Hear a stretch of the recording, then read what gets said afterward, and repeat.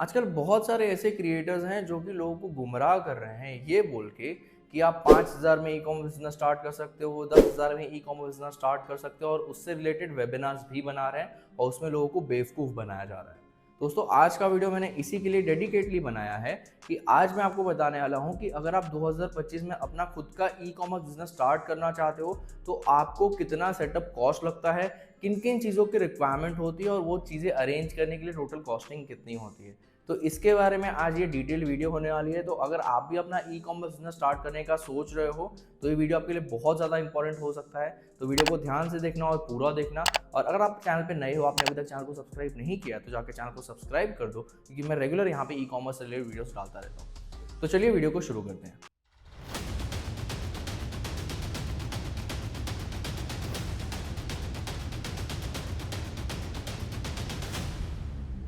एक चीज़ जो वीडियो शुरू करने से पहले मैं क्लियर करना चाहता हूं कि ये वीडियो उन्हीं के लिए है जो जीएसटी के साथ अपना बिजनेस करना चाहते हैं और जो अपना एक ब्रांड बिल्ड करना चाहते हैं।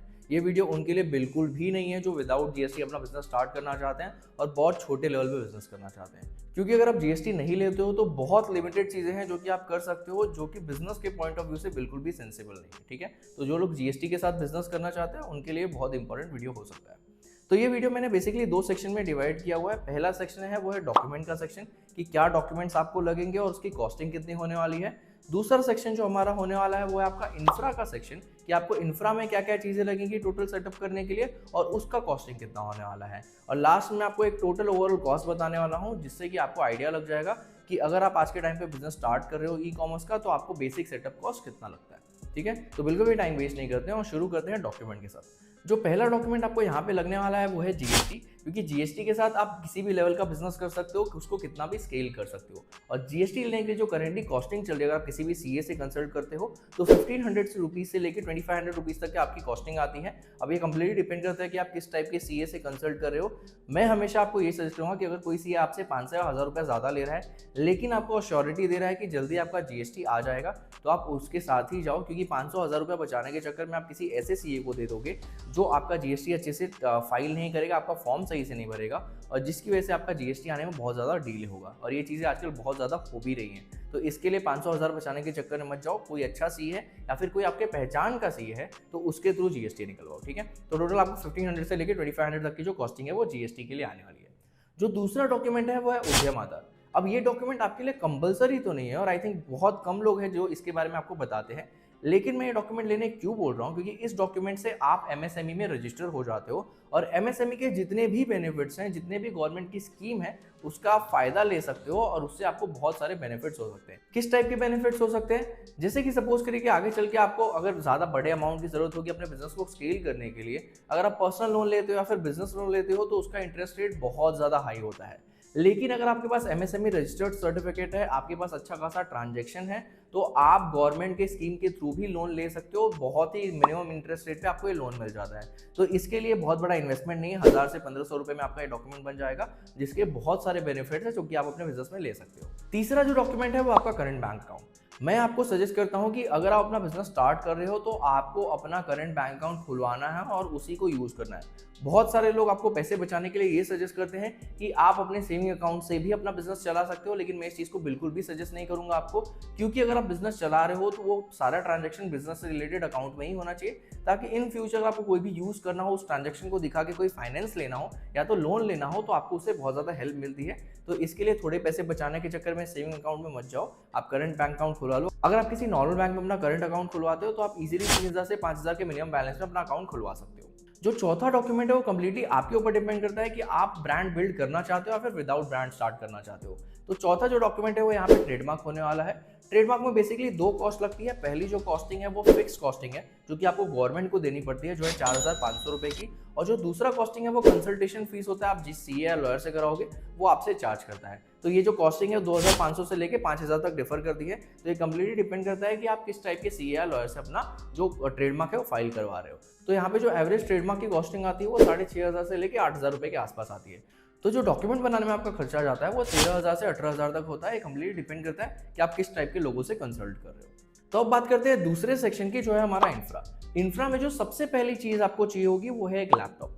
बहुत सारे लोग बोलते हैं कि हम फ़ोन से भी ऑपरेट कर सकते हैं, फ़ोन से ही हमारा बिज़नेस चल सकता है, लेकिन ऐसा बिल्कुल भी नहीं होता। अगर आप एक जेन्युइन बिज़नेस करना चाहते हो और उसको सही तरीके से मॉनिटर करना चाहते हो, चलाना चाहते हो, तो आपको एक लैपटॉप की रिक्वायरमेंट होगी ताकि आप सही टाइम पे चीज़ें अपडेट कर सको, स्पेशली अगर आप मार्केट प्लेस पे बिज़नेस कर रहे हो आज के टाइम पे तो इसके लिए जो पहला चीज़ होगा इंफ्रा में वो है लैपटॉप, जिसकी कॉस्टिंग आपको मैं नहीं बोल रहा कि 30-40 हज़ार का नया लैपटॉप ले लो, लेकिन अगर आप किसी भी डीलर सप्लायर से बात कर सकते हो जो कि सेकंड हैंड लैपटॉप में डील करते होंगे, वो आपको 10 से 15 हज़ार में ठीक ठाक लैपटॉप दे देंगे जिससे कि आप अपना बिजनेस चला सकते हो। तो यहाँ पे जो लैपटॉप की आपकी कॉस्टिंग होने वाली है वो 10 से 15 हज़ार रुपये होने वाली है।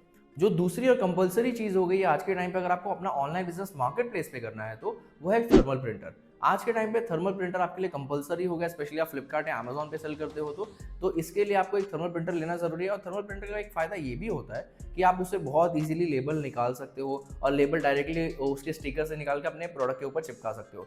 और आजकल थर्मल प्रिंटर में आपको बहुत सारे ऑप्शन मिल जाएंगे, जहाँ पे आपको प्रीमियम का भी ऑप्शन मिल जाएगा, बेस मॉडल का भी ऑप्शन मिल जाएगा और मीडियोकर क्वालिटी के भी प्रिंटर्स आपको मिल जाते हैं। लेकिन इनिशियली मैं आपको सजेस्ट करूँगा कि बहुत ज़्यादा प्रीमियम क्वालिटी मत जाओ, क्योंकि आपको पहले ही बहुत सारे ऑर्डर्स एक साथ में नहीं आ जाएंगे। स्टेप बाय स्टेप आप अपने बिजनेस को ग्रो करोगे तो इनिशियली आप बेसिक या मीडियम रेंज के प्रिंटर से भी स्टार्ट कर सकते हो। तो इसकी जो कॉस्टिंग है आपको 7,000 से लेकर 8,500 तक पड़ती है।